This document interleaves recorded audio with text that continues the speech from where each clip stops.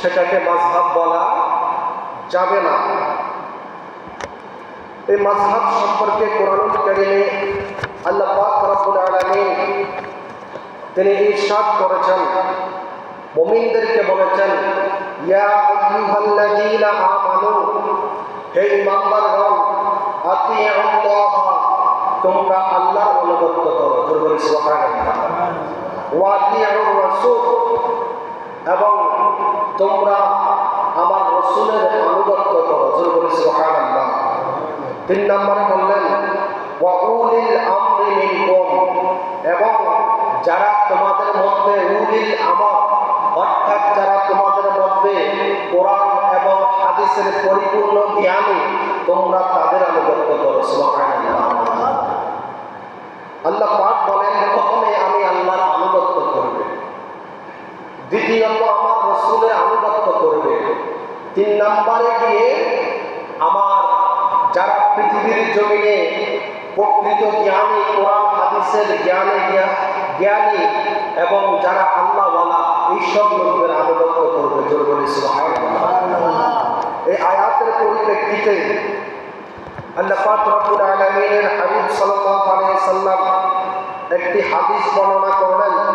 হুজুর কারীম সাল্লাল্লাহু আলাইহি ওয়াসাল্লাম হযরত মুআজ বিন জাবাল রাদিয়াল্লাহু তাআলাকে ইয়েমেনের গভর্নর নিযুক্ত করে ইয়েমেনে পাঠানোর সময় মুআজকে বললেন, হে মুআজ, আমি তো তোমাকে ইয়েমেনের দায়িত্ব দিয়ে ইয়েমেন পাঠাচ্ছি, তুমি যদি ওই ইয়েমেন গিয়ে কোনো সমস্যার মুখোমুখি হও, তখন তুমি এই সমস্যাকে কিভাবে মোকাবেলা করবে? তখন মুআজ বললেন, ইয়া রাসূলুল্লাহ, আমি যখন ওখানে গিয়ে কোনো সমস্যার মুখোমুখি হব, তখন সর্বপ্রথম আল্লাহ পাকের দেওয়া কালামুল্লাহ দেখে দেখে আমি এই সমস্যার সমাধান করবো। জোরে বলি সুবহানাল্লাহ। এই উত্তরটা শুনে আল্লাহ হাবিব খুব খুশি হয়ে গেলেন। এরপর হুজুর প্রশ্ন করলেন, হে মুআজ, তুমি যে সমস্যার মধ্যে পড়ে যাইবা, এই সমস্যার সমাধান যদি তুমি কোরআনের মধ্যে খুঁজে না পাও, তাহলে তুমি কি করবা? সুবহানাল্লাহ। তখন মুআজ বললেন, ইয়া রাসূলুল্লাহ, যে বিষয়টা আমি কোরআনের মধ্যে খুঁজে পাবো না, ওই বিষয়টা আমি আপনার হাদিস মুবারকের মধ্যে খুঁজে বের করবো। সুবহানাল্লাহ। এরপর বললেন, হে মুআজ, তুমি যদি এই সমস্যার সমাধান কোরআনে না পাও, হাদিসে না পাও, তাহলে তুমি কি করবে? তখন মুআজ বললেন, ইয়া রাসূলুল্লাহ, আমি কোরআন পড়েছি, আপনি রাসূলের হাদিস শুনেছি, কোরআন এবং হাদিসের সমন্বয়ে আমি যে জ্ঞান অর্জন করেছি, আমার এই জ্ঞান দ্বারা আমি ইস্তিহাদ করে সমস্যার সমাধান দিব। সুবহানাল্লাহ। তাহলে হাদিসে রাসূল থেকেও ইস্তিহাদের প্রমাণ পাওয়া যায়।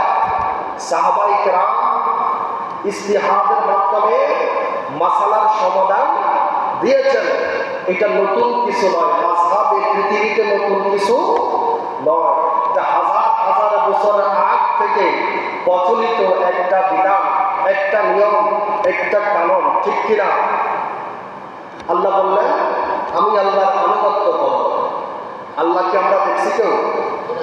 আল্লাহর আনুগত্য করা অর্থাৎ আল্লাহ বলতে চেয়েছেন যে আমি যে কালাম দিয়েছি কোরআনুল কারীম, এই কোরআনুল কারীমের আনুগত্য করো। সুবহানাল্লাহ। ওয়া আতিউর রাসূল, যখন আমার নবী পৃথিবীতে থাকবেন তখন আমার রাসূলের ইতাআত করবে, যখন পৃথিবী থেকে চলে যাবে তখন আমার রাসূলের রেখে যাওয়া হাদিসকে তোমরা আঁকড়ে ধরবে। সুবহানাল্লাহ। ওয়া উলিল আমরি মিনকুম, এরপর তোমরা তোমাদের উলিল আমর জ্ঞানীদেরকে অনুগত করবে। সুবহানাল্লাহ। এখন আল্লাহর কালাম আনুগত্য করার কথা আল্লাহ পাক রব্বুল আলামিন বলেছেন। হুজুরের হাদিস মোবারক অনুসরণের কথা আমার আল্লাহ বলেছেন। এখন যদি আমরা কোরআনে পড়তে না পারি, অথবা কোরআন আমরা পড়তে পারি, কোরআনের অর্থ যদি না বুঝি, তাহলে কি আমরা এই কোরআন দ্বারা কোনো সমস্যা সমাধান করতে পারবো? একটু কথা বলেন। কোরআন দ্বারা আমরা কোরআন পড়তে পারি কিন্তু বুঝি না, তাহলে আমাদের দ্বারা এই কোরআন দ্বারা কোনো মাসালা সমাধান দেওয়া সম্ভব হবে? যিনি কোরআন বুঝেন তার কাছে যেতে হবে। শুধু কোরআন বুঝলেই চলবে না, যিনি কোরআনের পণ্ডিত তার কাছে গিয়ে মাসালার সমাধান করতে হবে। এখন আমি যদি বলি আমি তো কোরআন পড়ি, আমার মাযহাবের দরকার নাই, আমি তো কোরআন জানি, আমি অন্য কারো কাছে যাব না, তাহলে আপনি মনে মনে এটাই চিন্তা করবেন যে নির্ঘাত আপনি বিভ্রান্ত দলীদের দলে অন্তর্ভুক্ত হয়ে গেছেন। আপনি যদি কোরআন বুঝতে হয় তাহলে প্রথমত আপনাকে কোরআনের ইবারত জানতে হবে, অর্থ করতে হবে, তাফসীর জানতে হবে, আগে পরের শানে নুজুল সম্পর্কে অবহিত হতে হবে। আপনাকে জানতে হবে কোনটা নাসিখ কোনটা মানসুখ, আপনাকে জানতে হবে কোনটা খাস কোনটা আম, আপনাকে জানতে হবে কোনটা মুস্তারিক কোনটা মুআব্বাল, আপনাকে জানতে হবে কোনটা মুহকামাত কোনটা মুতাশাবিহাত, কোনটা ইবারাতুন নাস কোনটা দালালাতুন নাস কোনটা ইক্তিদাউন নাস। তাহলে আপনি এই কোরআন দ্বারা হয়তো কিছু মাসালা বের করতে পারবেন। জোর বলে সুবহানাল্লাহ। আমরা এগুলোর কিছু জানি, কথা বলেন, এই কোরআন বোঝার জন্য যে আইনগুলো রয়েছে এগুলোর আমরা কিছু বুঝি? কিছুই বুঝি না। এই কোরআনের 1 থেকে সূরা ফাতিহা থেকে নাস পর্যন্ত 6666 আয়াত রয়েছে। আপনি চাইলেই যে কোনো আয়াতকে দলিল বানাতে পারবেন না। এই কোরআন আইন সংক্রান্ত, বিধিবিধান সংক্রান্ত এই কোরআনে আয়াত রয়েছে মাত্র 500টি। কয়টি? 500টি। এই 500টির ভিতরে যত বিধি যত বিধান এই 500 আয়াতের ভিতরে নিমজ্জিত রয়েছে। এর বাইরে কোনো আয়াত দ্বারা দলিল গ্রহণ করা যাবে না। তাহলে কোরআন থেকে সাধারণ মানুষ দলিল গ্রহণ করতে পারবে না। যেমন সূরা কাফিরুন লাকুম দীনুকুম ওয়ালিয়া দীন, আল্লাহ বলেছেন ইয়া রাসূলুল্লাহ আপনার ধর্ম আপনার কাছে, কাফেরদের ধর্ম কাফেরদের কাছে, অর্থাৎ দিন নিয়ে বাড়াবাড়ি করা যাবে। তারপরেও আমরা দেখতে পাই আল্লাহর হাবিব ছোট বড় 27টি যুদ্ধের মধ্যে অংশগ্রহণ করেছে। জোরে বলি সুবহানাল্লাহ। দেখুন আল্লাহর কথা একদিকে, রাসূলের কথা আরেক দিকে, অর্থাৎ এই আয়াতটা আগের যুগের আয়াত ছিল, পরবর্তীতে এর হুকুম মানসুখ হয়েছে। জোরে বলি সুবহানাল্লাহ। এর হুকুম কি হয়ে গেছে? মানসুখ, এর হুকুম রহিত হয়ে গিয়েছে। যার কারণে আল্লাহর হাবিব সাল্লাল্লাহু আলাইহি ওয়াসাল্লাম কাফেরদের বিরুদ্ধে 27টি যুদ্ধে অংশগ্রহণ করার জন্য প্রস্তুতি নিয়েছেন। জোরে বলি সুবহানাল্লাহ। এইভাবে কোরআনে অনেকগুলো আয়াত রয়েছে যে আয়াতগুলোর হুকুম রহিত হয়ে গিয়েছে, মানসুখ হয়ে গেছে। এর দ্বারা আপনি দলিল গ্রহণ করতে পারবেন না। এরপরে আসেন ওয়াকিউর রাসূল, হাদিসের মধ্যে আসেন। যখন আপনি হাদিসের মধ্যে ঢুকবেন তখন আপনি দেখতে পাইবেন যে হাদিসের ভিতর অনেকগুলো হাদিস রয়েছে। যারা মাযহাব মানে না তারা হুট করে একটা হাদিস বলে দেয় যে আসলে তো এটা না জায়েজ নাই, এই আমলটা এমনি নয় এমনি করতে হবে। ওই লোকটা যে দলিল দিবে সেটাও কিন্তু সহিহ হাদিস, ঠিক কিনা? ওই হাদিসটাও কিন্তু সহিহ হাদিস, কিন্তু যিনি বলছেন তিনি জানেন না যে এই হাদিসটা সহিহ, ঠিক আছে, এটা কোন যুগের হাদিস, এটা কি আগের ছিল না পরের ছিল, এগুলো বিবেচনা করার মতো শক্তি তার নাই। যার কারণে আমাদের সমাজের বেশিরভাগই শিক্ষিত, বাংলা শিক্ষিত বা জেনারেল শিক্ষিত মানুষগুলোকে তারা বিপদে ফেলে দিচ্ছে। তারা ঠাস করে একটা প্রশ্ন ছড়ে যায়, কোরআন হাদিস থাকতে মাযহাবের দরকার কি? নাউজুবিল্লাহ বলেন। কোরআন হাদিস থাকতে মাযহাবের দরকার কি? এই কথাটা যখন আপনাকে বলে ফেলবে আপনি বলবেন ঠিকই তো, কোরআন হাদিস থাকতে আমি মাযহাব মানবো কেন? আচ্ছা বলেন তো, মাযহাব কি কোনো খেলাধুলার জিনিস? এটা কি শিরকি কুফর দিয়ে তৈরি, অথবা কোনো মানুষের আইন দিয়ে তৈরি?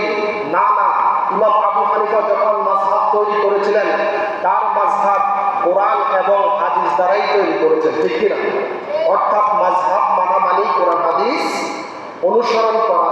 এখন আমরা যদি সুন্নতে রাসূল সাল্লাল্লাহু আলাইহি ওয়াসাল্লামের দিকে আসি তখন আমরা দেখতে পাই হাদিস মোবারকে যদি আমরা তাকাই, হুজুর করিম সাল্লাল্লাহু আলাইহি ওয়াসাল্লাম আবু দাউদ শরীফের 181 নম্বর হাদিসের মধ্যে একটা হাদিস বর্ণনা করেছেন যে হুজুর বলেছেন, ও আমার সাহাবীরা তোমরা যারা আছো তোমরা যখন আগুন দিয়ে কোনো রান্না করবে, রান্না করা খাবার খাবে, তখন সাথে সাথে তোমরা ওযু করে নামাজে দাঁড়াবে। সুবহানাল্লাহ।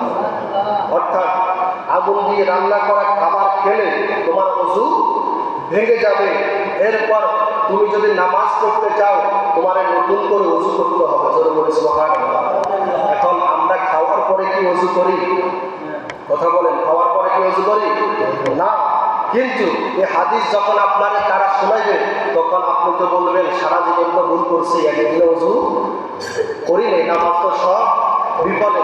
কিন্তু আবু দাওয়াদের 81 নম্বর আয়াত হাদিসে কথা বলেছেন। 82 নম্বর হাদিসে আল্লাহ রাসূল আরেকটা হাদিস বর্ণনা করেছেন।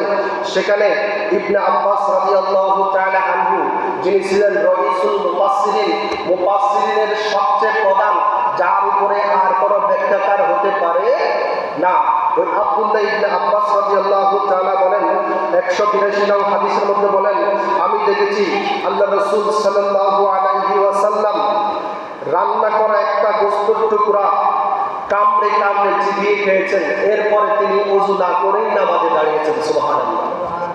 তাহলে আগের হাদিসে হুজুর নিজেই নিষেধ করেছেন যে তোমরা আগুন দিয়ে রান্না করা খাবার খেয়ে নামাজে দাঁড়িয়েও না, আগে ওযু করবে। সুবহানাল্লাহ। এরপর হাদিসে আব্দুল্লাহ ইবনে আব্বাস বলেন, হুজুরকে আমি দেখেছি হুজুরে গোশত খেয়ে ওযু না করেই নামাজে দাঁড়িয়েছে। তাহলে আমরা আগে এবং পরের হাদিসকে একটু বিশ্লেষণ করব। এটা পরের হাদিসের কারণে আগের হাদিসের হুকুমটা রহিত হয়ে গেছে। সুবহানাল্লাহ। যার কারণে আমরা আজ পর্যন্ত দ্বিতীয় নম্বর হাদিসের আমলে করি, খাওয়ার পরে আমাদের ওযু করা লাগে না। এরপর হুজুর করিম সাল্লাল্লাহু আলাইহি ওয়াসাল্লামের আরেকটি হাদিস রয়েছে। রাসূল সাল্লাল্লাহু আলাইহি ওয়াসাল্লাম বলেন, কোন মুসলমান যদি ওযু করার পরে তার লজ্জাস্থান দেখে তাহলে তার ওযু ভেঙে যায়। সুবহানাল্লাহ। লজ্জাস্থান দেখার পরে ওযু ভেঙে যায়, এটাও একটা হাদিস।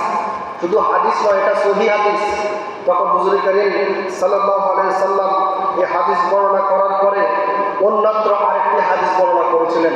তিনি বলেছিলেন, একজন সাহাবী আসলেন, ইয়া রাসূলুল্লাহ, নবী গো, আমি ওযু করার পরে যদি আমার লজ্জাস্থান দেখি তাহলে কি আমার ওযু ভাঙবে? তখন আল্লাহ রাসূল বলেছেন, না না, এটা তোমারই দেহের একটা অংশ, তোমার ওযু ভাঙবে না। সুতরাং হাদিস মধ্যে যে হাদিসগুলো আগে ওইগুলো রহিত হয়ে গিয়েছে, ওইগুলো দ্বারা বলে চলবে না। যে হাদিসে বলা হয়েছে লজ্জাস্থান দেখলে ওযু ভেঙে যায়, ওই হাদিসটা রহিত হয়েছে। এবং যে হাদিস দ্বারা হুজুর পরবর্তীতে বর্ণনা করেছেন যে লজ্জাস্থান তোমার দেহের একটা অংশ হওয়ার কারণে তোমার ওযু ভাঙবে না। সুবহানাল্লাহ। হুজুর করিম সাল্লাল্লাহু আলাইহি ওয়াসাল্লাম এইভাবে যখন সমাধান দিয়ে দিলেন, 3 নম্বরে আরেকটা হাদিস আছে। হুজুর করিম সাল্লাল্লাহু আলাইহি ওয়াসাল্লাম যখন মদিনা মুনাওয়ারার মধ্যে গেলেন, তখন মদিনার উরাইনা গোত্রের কিছু লোক হুজুরের কাছে আসলেন। হুজুরকে বললেন, ইয়া রাসূলুল্লাহ, এই মদিনার আবহাওয়া খারাপ হওয়ার কারণে আমরা অসুস্থ হয়ে গেছি, এখন আপনি আমাদেরকে একটা প্রেসক্রিপশন দেন, আমরা যেন এই রোগ থেকে আরোগ্য লাভ করতে পারি। সুবহানাল্লাহ। মদিনার লোকেরা যখন অসুস্থ হতেন তখন কার কাছে যাইতেন? আল্লাহ রাসূলের কাছে যাইতেন। কার কাছে যাইতেন? আপনারা কি ঘুমে না সজাগ? একটু কথা বলবেন। মদিনার লোকেরা যখন অসুস্থ হইত তখন আল্লাহ হাবিবের কাছে যাইতে ওষুধের জন্য। ওই উরাইনা গোত্রের লোকেরা বললেন, ইয়া রাসূলুল্লাহ, আমরা তো অসুস্থ হয়ে যাচ্ছি, আমাদের জন্য একটা প্রেসক্রিপশন দেন, আমরা যেন আরোগ্য লাভ করতে পারি। তখন হুজুর বললেন, যাও, তোমরা যাকাতের ওট ওখানে বাঁধা আছে, ওই ওটের দুধ এবং প্রস্রাব পান করো। সুবহানাল্লাহ। হুজুর বলছেন কি, ওই ওটের দুধ এবং প্রস্রাব পান করো, এর ফলে তোমরা সুস্থ হয়ে যাইবা। এখন বলেন তো, আমরা কি প্রস্রাব কেউ খাই? ওটের প্রস্রাব কেউ খাই? ওটের প্রস্রাব আমরা খাই না। এটার জন্য, এটা খেলে আমাদের জন্য কি হবে? হারাম হয়ে যাবে। এটা তৎক্ষণাৎ হুজুরের একটা ওষুধ ছিল, তাদের জন্য একটা দাওয়া ছিল, যার কারণে তারা ওটের দুধ এবং প্রস্রাব খাওয়ার কারণে কারণে তারা সুস্থ হয়েছে। সুবহানাল্লাহ। পরবর্তী এই ওরাইলার গোষ্ঠীরা যখন সুস্থ হয়েছে তখন মুসলমানদের সাথে তারা গাদ্দারি করেছিল, আমাদের ওই দিকে যাওয়ার দরকার নাই। এরপর আরেকটি হাদিস বর্ণিত রয়েছে, আল্লাহ হাবিব সাল্লাল্লাহু আলাইহি সাল্লামকে একজন প্রশ্ন করলেন, ইয়া রাসূলুল্লাহ, যেখানে ছাগল বাঁধা হয় এর আশেপাশে যদি আমি নামাজ পড়ি তাহলে কি আমাদের নামাজ হবে? তাহলে কি আমাদের নামাজ হবে? হুজুর বললেন, হ্যাঁ, যেখানে ছাগল বাঁধা হয় তার আশেপাশে যদি তোমরা নামাজ পড়ো তাহলে তোমাদের নামাজ হয়ে যাবে। এরপরে প্রশ্ন করলেন, ইয়া রাসূলুল্লাহ, আমরা যদি যেখানে ওট বাঁধা হয় সেখানে আশেপাশে নামাজ পড়ি তাহলে কি নামাজ হবে? তখন হুজুর বললেন, না, যেখানে ওট বাঁধা হয় সেখানে নামাজ পড়লে নামাজ হবে না। এই হাদিসের ব্যাখ্যা করতে গিয়ে মুহাদ্দিসগণ বলেন যে ছাগল যেখানে বাঁধা হয় সেখানে আশেপাশে নামাজ পড়লে নামাজ হওয়ার কারণ হলো ছাগল পানিতে একটু খাটো, এটা যখন প্রস্রাব করে এই প্রস্রাবের ফোঁটা জোরে গেলে 2 ফুট জায়গার ভিতরে থাকে, আর ওটটা একটু লম্বা বেশি হওয়ার কারণে ওই ওটটা যখন প্রস্রাব করে অন্তত তার চতুর্দিকে 8-10 ফুট স্কোয়ারের মধ্যে নাপাকি হয়ে যায়, যার কারণে ওখানে নামাজ পড়া জায়েজ হবে। কথাটা বুঝছেন? প্রথমে আল্লাহ রাসূল প্রথম হাদিসে বলেছেন যে তোমরা প্রস্রাব পান করো, প্রস্রাব পান করছো, করার পর তারা আরোগ্য লাভ করছে, এর মানে ওদের প্রস্রাব হালাল নয়, এটা নাপাক। এটা কি নাপাক? তাহলে দ্বিতীয় হাদিস হলো মূল সমাধান, যে ও যেখানে প্রস্রাব করবে সেখানে নামাজ পড়া যাবে, অর্থাৎ ওটের প্রস্রাব হলো নাপাক। সুবহানাল্লাহ। তাহলে আমরা হাদিস থেকে দলিল পাইলাম, আগের হাদিসও আছে, পরের হাদিসও আছে। আপনি যদি আগের হাদিসটাকে এনে দলিল বানান তাহলে আপনিও গোমরাহি হবেন, আরেকজনকে গোমরাহি বানাবেন। সুতরাং হাদিসের ক্ষেত্রেও আমরা উপযুক্ত দলিল গ্রহণ করার ক্ষমতা রাখি না।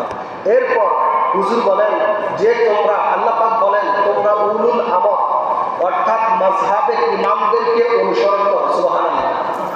মাযহাবের ইমামদেরকে অনুসরণ করো। এখন মাযহাবের ইমাম কারা? মাযহাবের ইমামের যোগ্যতা চাই কতটুকু?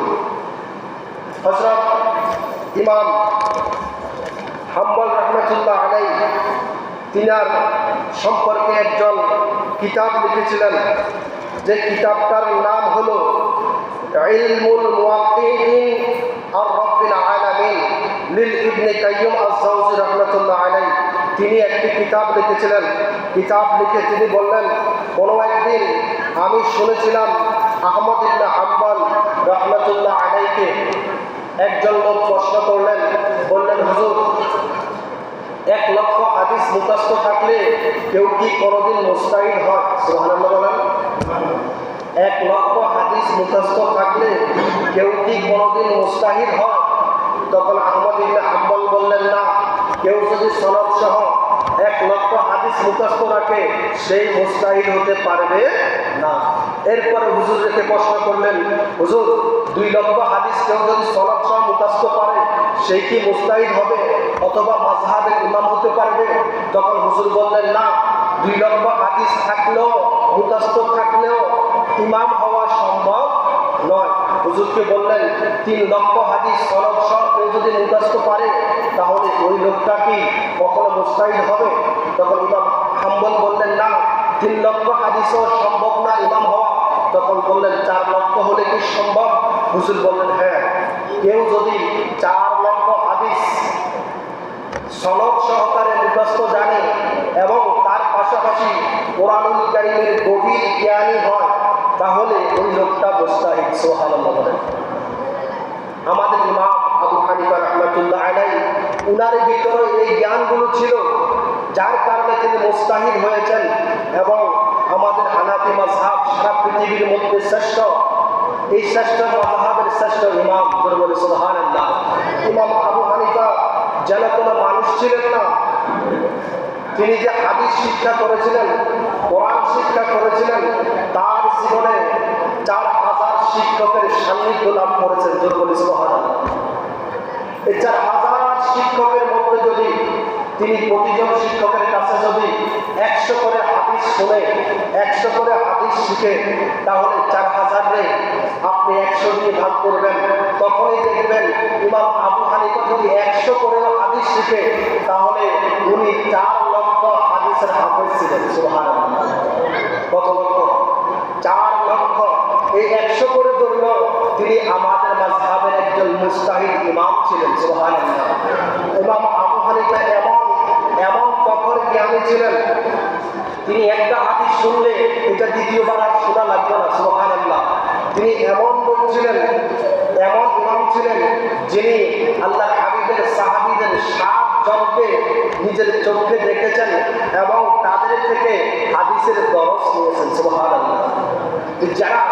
যিনি ইমাম আল্লাহর হাবিবের সাহাবীদেরকে স্বচক্ষে দেখে সাক্ষাৎ লাভ করে, তিনি তো কোনো সাধারণ মানুষ থাকে না, তিনি হয়ে যায় তাবিঈ। সুবহানাল্লাহ।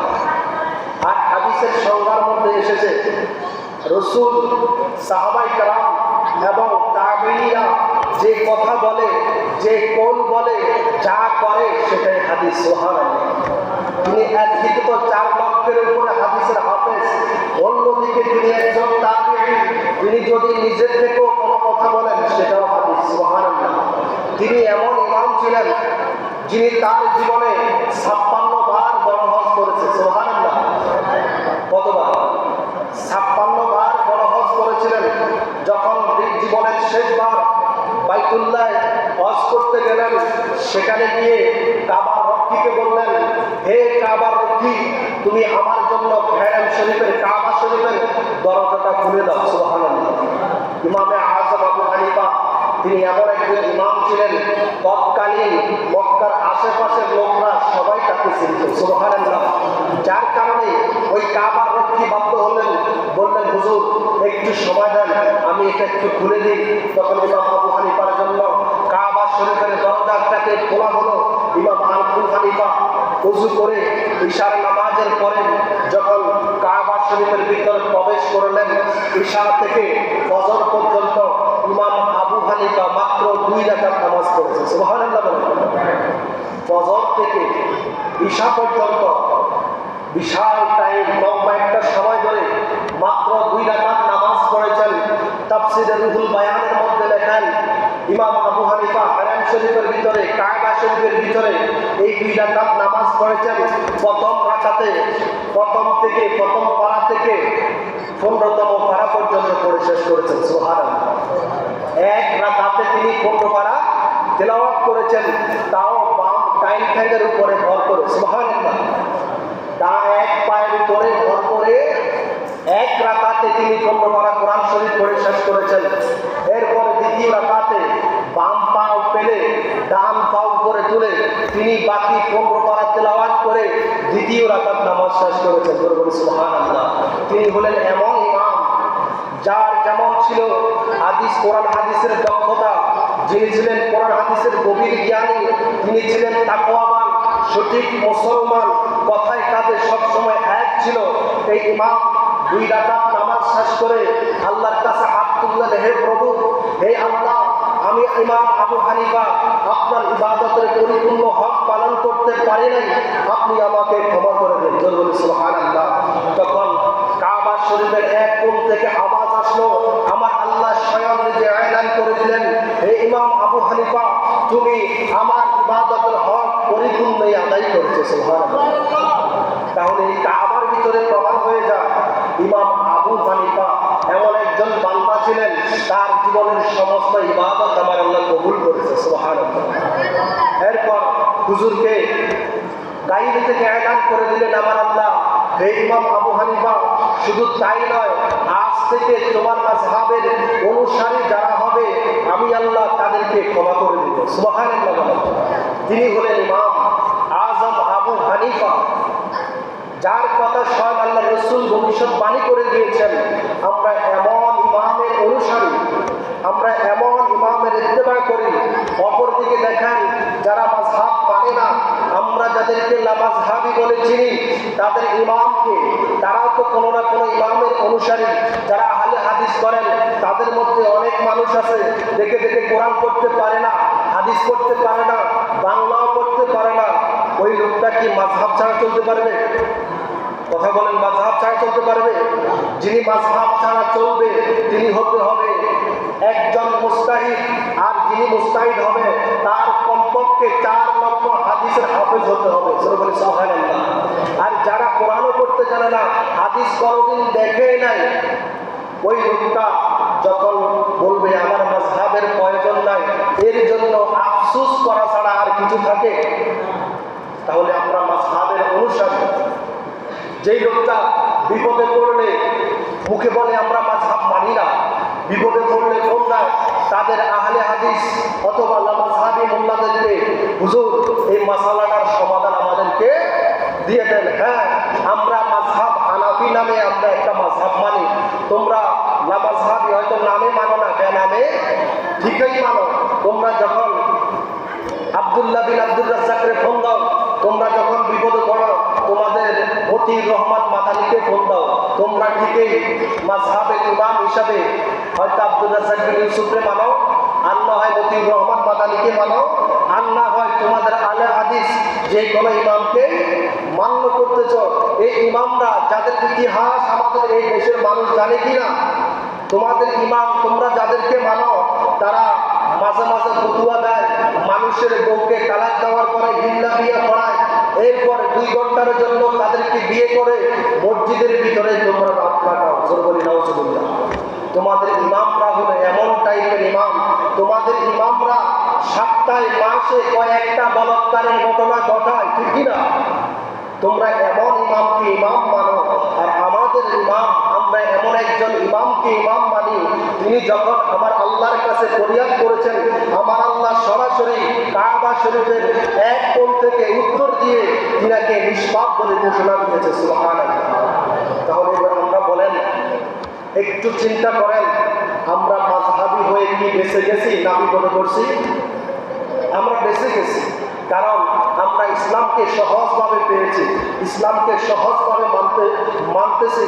আর যদি আমরা মাযহাবী অনুসারী না হতাম, তাহলে আমাদেরকে কোরআন হাদিসের সম্পূর্ণ জ্ঞান অর্জন করতে করতে আমাদের প্রত্যেকের বয়স 30-এর উপরে চলে যেত, ঠিক কিনা?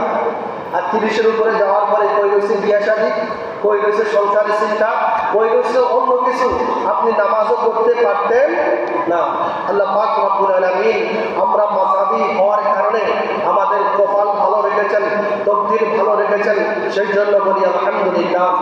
যারা পরে এসেছেন তারা প্রবলেম জমা করে নিন। আসসালামু আলাইকুম ওয়া রাহমাতুল্লাহি ওয়া বারাকাতুহু।